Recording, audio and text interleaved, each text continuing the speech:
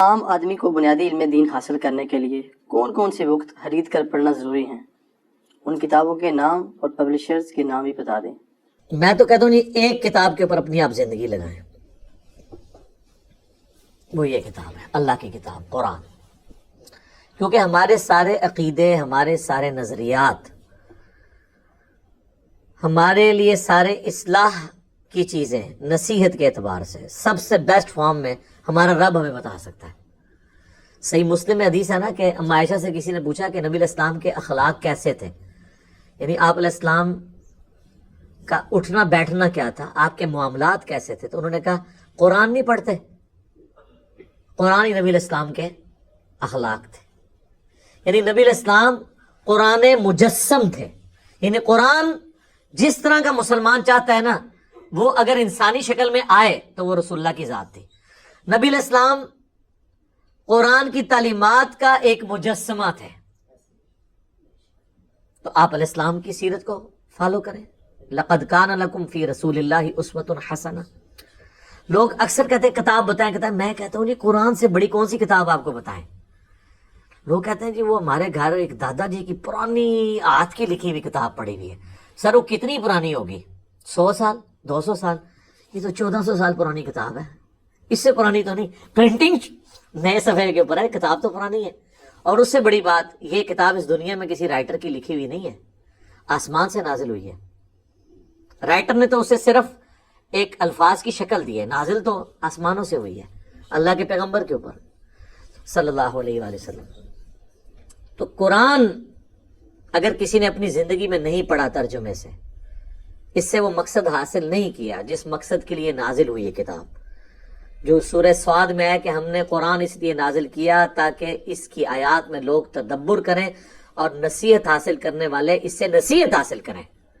قرآن میں کہیں نہیں لکھا ہوا کہ قرآن اس لیے نازل کیا کہ اپنے بچوں کو حافظ بنوائیں بغیر ترجمے والا، اور اسے اپنے مردے بخشوائیں اور اپنے گھر والوں میں اتنے بندے جنت میں لے جائیں یا اتنا ثواب کمائیں۔ نہیں، ثواب ہوگا لیکن اس کا پرائمری مقصد نہیں ہے۔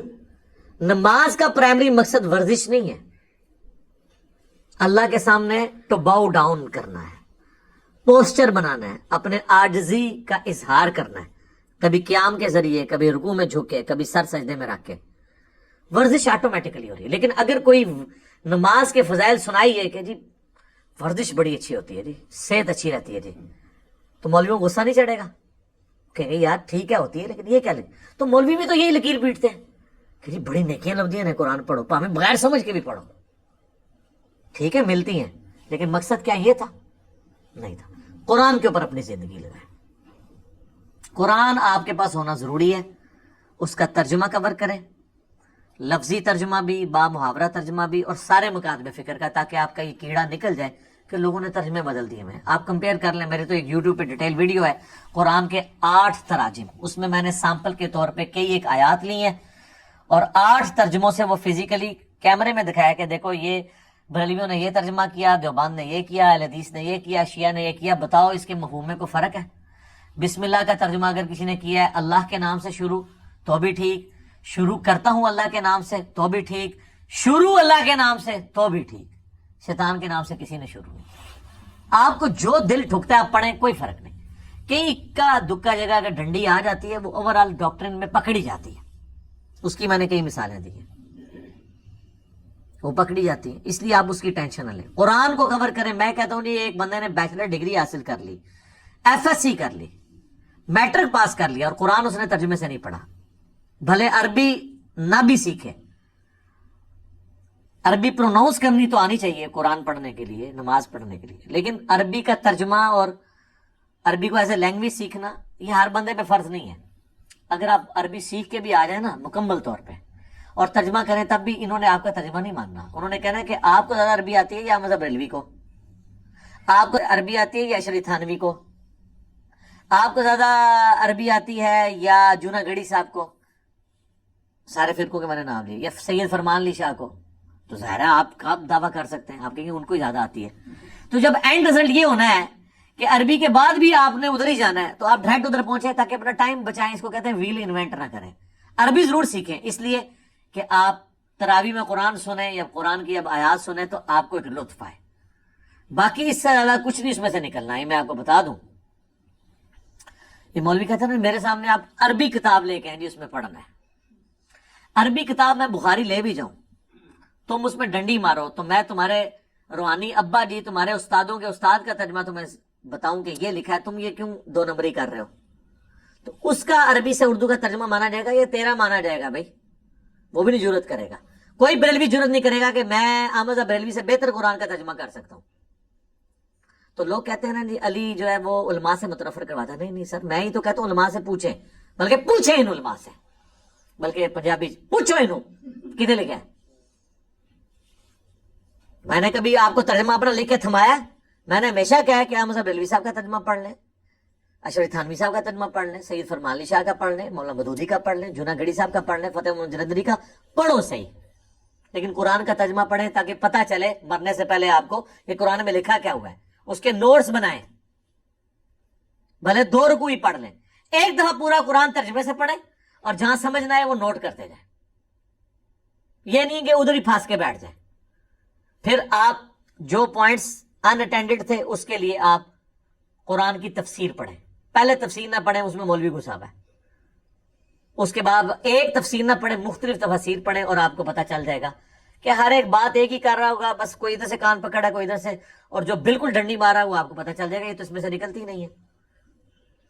مجھ سے اگر آپ پوچھیں گے تو میں تو کہتا ہوں کہ تفہیم القرآن مولانا مودودی رحمہ اللہ تعالیٰ کی جو تفسیر ہے، قرآن کی بیسٹ تفسیر ہے پوری اسلامک ہسٹری میں، اور بعض معاملات میں تفسیر ابن کثیر سے بھی بہتر ہے، کیونکہ تفسیر ابن کثیر میں جو یہود و نصارہ کے جو حوالے قرآن ڈسکس کرتا ہے وہ نہیں موجود.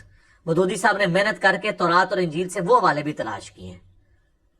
اور اس لیول تک میں آپ کو سامپل کے طور پہ کہتا ہوں کہ آپ دنیا کے کسی مفسر کی سورہ یوسف کی تفسیر پڑھ لیں اور اینڈ پہ تفہیم القرآن میں سورہ یوسف کی تفسیر پڑھیں. بیان القرآن میں ڈاکٹر اسرار صاحب نے ویڈیو میں ریکارڈ کروایا کہ میں قرآن کی طرف آیا ہی ہوں صرف سورہ یوسف کی تفسیر پڑھ کے. مولانا مودودی کی، میں میٹرک کا اسٹوڈنٹ تھا ان دنوں، جو جماعت اسلامی کا رسالہ ترجمان القرآن نکلتا تھا، اب ان کا وہ مکتبہ ہے ترجمان القرآن، اس میں مودودی صاحب کی تفسیر تفہیم القرآن ابھی مکمل بنی نہیں تھی، وہ ساتھ ساتھ لکھ رہے تھے تو وہ مہینے میں پرنٹ ہو کے آتی تھی، اور میں اور میرا بھائی جو ہے وہ بیٹھ کے نا اس کا آپس میں دورہ کرتے تھے. بلکہ وہ تو کہتے ہیں اس وقت ہم نے مورچے کھودے ہوئے تھے اپنے لوگوں کی حفاظت کے لیے، کیونکہ پارٹیشن کا وقت تھا، تو مورچوں میں بیٹھ کے ہم وہ رسالہ پڑھتے تھے، اور اس کی وجہ سے میرا قرآن کی طرف شغف ہوا. ڈاکٹر اسرار صاحب کرامت ہے مودودی صاحب کی، اس رسالے میں صرف سورہ یوسف کی تفسیر کی. سر سورہ یوسف کی تفسیر پڑھیں. سورہ یوسف میں حضرت یوسف علیہ السلام کی بایوگرافی جو آئی ہے یہ یونیک صورت ہے. یہی بایوگرافی آپ کو تورات میں بھی ملے گی، لیکن کئی جگہ واقعات مختلف ہوں گے. مولانا مودودی ان دونوں کو کمپیئر کرتے ہیں اور ثابت کرتے ہیں کہ یہ قرآن کا واقعہ درست ہے، تورات والا واقعہ اس لاجک کے اوپر غلط ماننا پڑے گا، وہ آپس میں کنٹراڈکٹ کرتا ہے. یہ وہ کمپیریزن کرواتے ہیں، جہاں سٹیٹمنٹ ملتی ہے اس کے اوپر ڈسکشن کرتے ہیں. پھر قرآن جب بات کرتا ہے نا تورات اور انجیل کی حوالوں کی، کہ تورات لے کے آؤ اس میں دیکھو یہ ہے، تمہاری کتاب میں یہ لکھا ہے، تو ابن کثیر تو ہمیں نہیں بتاتے کہ وہ کہاں لکھا ہوا ہے، لیکن مودودی صاحب وہ سارے حوالے لے کے آتے ہیں. اور یہ بھی اپنا کیڑا نکال دیں کہ مودودی صاحب نے اپنی رائے سے تفسیر کی ہے. نہیں، وہ درجنوں احادیث کے حوالے دیتے ہیں، ابو داؤد، ترمذی، نسائی، ابن ماجہ، اور مشکات شریف چونکہ وہ بہت پروموٹ کرتے تھے اپنے زمانے میں بھی. مشکات جس نے پڑھی ہوئی ہے اس کو تو آلموسٹ ہر مسئلے کے اوپر احادیث پتہ چل جاتی ہیں، وہ باقاعدہ کوٹ کرتے ہیں کہ جی یہ اس کانٹیکسٹ میں یہ حدیثیں ہیں، باقاعدہ وہ بحث میں لے کے آتے ہیں. حدیثیں بھی وہ کوٹ کرتے ہیں، ائمہ کے اقوال بھی کوٹ کرتے ہیں اختلاف میں. وہ بعض علماء نے کہا جی وہ اینڈ پہ جا کے کہتے ہیں میں یہ کہتا ہوں، تو مودودی صاحب نے تفسیر اپنی رائے سے کی. نہیں نہیں نہیں نہیں سر، ایسا نہیں ہے. وہ قرآن سے تفسیر کرتے ہیں قرآن کی، اس کے بعد احادیث سے کرتے ہیں، وہاں بھی رضال نہ ہو پھر ائمہ کے اقوال لے کے آتے ہیں، اور اقوال میں بھی جو اختلاف ہوتا ہے تو اینڈ پہ جا کے وہ کہتے ہیں کہ میں یہ کہتا ہوں کہ فلاں امام نے جو بات سمجھی ہے وہ قرآن و سنت کے سب سے زیادہ قریب ہے. تو وہ اپنی بات کر رہے ہوتے ہیں. مجھے پورے تفہیم القرآن میں بتائیں کہ کسی ایک جگہ انہوں نے کہا ہو کہ یہ قرآن میں اور احادیث میں اور ائمہ کے سارے اقوال غلط ہیں، مجھے آج سمجھ آیا اس کی تفسیر یہ ہے، کوئی ایک والا بتائیں تو نہیں ہے. تو یہ تو آپ سارے کر رہے ہوتے ہیں. بریلویوں نے احمد بریلوی کی توجیحات مانی ہے نا، باقی سب کا تو انکار کر دیا ہے. تو ہم یہ کہیں گے کہ بریلویوں نے خود ساختہ کی ہے؟ نہیں، وہ کہیں گے میں نے احمد بریلوی پہ رائے کی ہے. تو مودودی صاحب بھی اگر کسی مسئلے میں کہتے ہیں یہاں پہ شوافے درست ہیں، یہاں پہ حنابلہ درست ہیں، یہاں پہ حنفی درست ہیں، یہاں پہ مالکیہ درست ہیں میرے نزدیک، تو وہ اپنے نزدیک کا مطلب یہ نہیں کہہ رہے ہوتے کہ میری یہ رائے، وہ کہتے ہیں میرے نزدیک میں نے جب کمپیئر کیا تو اس کی رائے زیادہ بہتر ہے. وہ کہتے نہیں مودودی صاحب کون ہوتے ہیں ڈیسائیڈ کرنے والے کس کی رائے بہتر ہے؟ تو سر آپ نے بھی تو ڈیسائیڈ کیا ہوا ہے، آپ نے فقہ حنفی کیوں اڈاپٹ کیا ہوا ہے؟ ہر حنفی نے. آپ کے نزدیک فقہ حنفی کی رائے امام مالک شافعی احمد بن حنبل سے بہتر ہے. تو جب آپ ڈیسائیڈ کر رہے ہیں تو مودودی صاحب نہیں ڈیسائیڈ کر سکتے. انہوں نے کوئی نیا نظریہ پیش نہیں کیا. تو تفہیم القرآن ضرور پڑھیں، ہماری ویب سائٹ کے اوپر اس کی سافٹ کاپی ہے، وہ ڈاؤن لوڈ کریں. تو آپ کو جدید سائنٹیفک جو اعتراضات ہیں وہ بھی اس میں کور ہوئے ہوئے ہیں، اور پرانے جو اختلافات ہیں وہ بھی کور ہوئے ہیں، اور بعض تو اتنے مشکل تفسیر کے ایشوز تھے جو مودودی صاحب نے ہی ریزالو کیے ہیں. مثلا یہ جو حضرت خضر اور موسیٰ علیہ السلام کا واقعہ ہے، یہ آپ ذرا تفسیر پڑھیں ان کی. تخت بلقیس والا واقعہ، اس کی تفسیر ذرا مودودی صاحب کی پڑھیں. 99 دھمبیوں والا جو حضرت داؤد علیہ السلام کے اوپر یہودی تہمت لگاتے تھے، وہ تفسیر آپ ذرا مودودی صاحب کی پڑھیں. آپ قرآن میں جتنے مشکل ٹاپک ہیں آپ کو سمجھ نہیں آتا کہ یار یہ اس میں کیا ہو رہا ہے، تو آپ کو پتا چلے گا مولویوں کو تو ہوا ہی نہیں لگی ان چیزوں کی جو مودودی صاحب نے کام کر دیا. وہ میرے نزدیک تو سب سے بیسٹ تفسیر ہے. اس کے بعد آپ ابن کثیر بھی پڑھیں ضرور، اور احسن البیان اہل حدیث عالم صلاح الدین یوسف صاحب کی جو سعودیہ والے فری دیتے ہیں ہر حاجی کو اردو زبان میں، وہ بھی پڑھیں آپ. اور یہ ساروں کو کمپیئر کروائیں، آلموسٹ آپ حق بات تک پہنچیں گے. ویسے تو شاہ ولی اللہ دہلوی نے لکھا ہے قرآن کی سب سے بیسٹ تفسیر وہ ہے جو صحیح بخاری میں کتاب التفسیر چیپٹر ہے، اور جامعہ ترمذی میں کتاب التفسیر چیپٹر ہے، اور المستدرک للحاکم میں کتاب التفسیر چیپٹر ہے. لیکن وہ تو صرف شان نزول کی چند آیات کو کور کرتا ہے، اور ہر آیت کا شان نزول ہوتا بھی نہیں ہے. ضروری نہیں کہ ہر آیت کا شان نزول ہوگا، اور شان نزول سے قرآن کی آیت میں فرق بھی نہیں پڑتا، اینڈ رزلٹ وہی رہنا ہے. ٹریفک سگنل گرین اور ریڈ کلر کیوں رکھے گئے؟ خون کی وجہ سے اور گرینری کی وجہ سے یا کسی اور وجہ سے؟ اس سے کوئی یہ فرق نہیں پڑتا کہ گرین پہ آپ نے چلنا تھا تو آپ رک جائیں گے، اور ریڈ پہ آپ نے رکنا تھا چل پڑیں گے. یہ لوگ سمجھتے ہیں تفسیر سے کوئی الٹ رزلٹ نکل آئے گا. نہیں، تفسیر سے کوئی الٹ رزلٹ نہیں نکلے گا، وہی نکلے گا شان نزول سے، وہی نکلے گا. رہا کانٹیکسٹ، وہ قرآن کے اندر موجود ہوتا ہے. اس پہ میری مسئلہ 154 آپ دیکھ لیں، میں نے ڈیٹیل سے اس کو ڈسکس کیا. تو قرآن کی آپ تفسیر مختلف پڑھیں، آپ رزلٹ تک پہنچ جائیں گے. اور قرآن کا بنیادی مقصد تذکیر ہے، نصیحت حاصل کرنا. تذکیر کے اعتبار سے دنیا کی سب سے آسان کتاب قرآن ہے. کیوں؟ ہدایت اور آخرت کی کامیابی ہر انسان کی بنیادی ضرورت ہے. یہ تو ہو ہی نہیں سکتا کہ قرآن ایک پڑھے لکھے کو سمجھ آئے، ان پڑھ کو سمجھ نہ آئے. اب رہ گئی سائنٹیفک ایشوز، فلسفیانہ باتیں، تو وہ تو علماء کو بھی نہیں آتی، تو کیا ہم ان کو جاہل کہیں؟ تو وہ ہر بندے کی ضرورت نہیں ہے. عام بندے کی ضرورت اس سے نصیحت حاصل کرنا ہے. اور وہ سورہ ال عمران کی 7 نمبر آیت میں ہے کہ کتاب کی اصل جو ہے وہ محکمات ہیں، یعنی جس میں اللہ نے حکم دیا ہے ماں باپ کی تابع فرمان ہو جاؤ، شرک نہ کرو، زنا سے بچو، چوری سے بچو، قتل ناحق سے بچو. یہ وہ ساری باتیں جو ہر بندے کو سمجھ آئیں گی. اس میں کون سی راکٹ سائنس ہے؟ رہ گئی متشابہات، تو وہ تو بحث سے چلتی آ رہی ہیں. استواء عرش کا بس بنیادی عقیدہ اللہ اپنے عرش پہ جیسا اس کی شان کے لائق ہے، وہ ہماری رگے جہاں سے ہمارے قریب ہے. نحن اقرب الیہ من حبل الورید، جیسا اس کی شان کے لائق ہے. اس کی تفسیرات میں ہم نے پڑھنا ہی نہیں. کیوں؟ لیس کمثلہ شیء، اللہ کی مثل کوئی شے نہیں. یہ علماء روند ڈالتے ہیں تاکہ آپ نہ پڑھیں. کہتے ہیں عربی نہیں آتی، عربی کورس کرنے چلے جائیں تو کہتے ہیں جی آپ عربی سیکھ کے تو خود ترجمہ کرنا شروع کر دیں گے. ایک جگہ رکتے ہی نہیں جائے. تو بہتر یہ ہے کہ انہوں کو کہ بچی کے دسو تواڈے سب تو بڑا عالم کون ہے؟ وہ کہیں گے فلانا. اس فلانے کا ترجمہ لے آ کے پڑھنا شروع کر دو. انہوں کو اس فلانے نے اردو وچ ترجمہ کر کے دس دیتا، اور اردو میری اپنی لینگویج ہے. جس طرح صحابہ کرام پڑھے لکھے تو نہیں سن، لیکن ان کی عربی اپنی زبان تھی، انہیں قرآن سمجھ آتا تھا. میں پڑھا لکھا نہ بھی ہوں، اردو میری زبان ہے، مجھے سمجھ آتا ہے.